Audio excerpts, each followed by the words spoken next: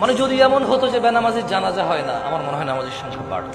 যদি এমন হতো বেনামাজির সাথে কেউ মেয়ে বিয়ে দিবে না, ছেলে বিয়ে দিবে না, আমার মনে হয় নামাজি বাড়ত।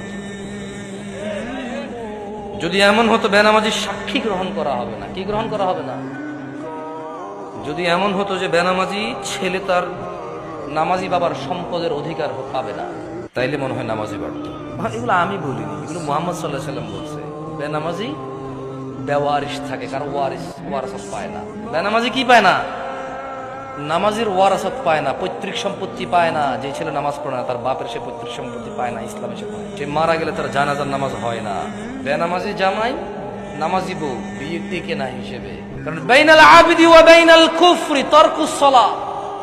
বান্দা ও কুফরির মধ্যে পার্থক্য হচ্ছে নামাজ ছেড়ে দেওয়া। তো কাফের আর মুসলমানের তো বিয়ে টেকে না। বাইনাল আবিদি ওয়া বাইনাশ শিরকি ওয়াল কুফর তারকুস সালাহ। বান্দা শিরিক আর কুফরির মধ্যে পার্থক্য হচ্ছে নামাজ ত্যাগ করা। তো বেনামাজি নামাজি যদি বউ জামাই হয়, টিকবে না, তো থাকবে না এই সংসার। খুব সিম্পল লজিক।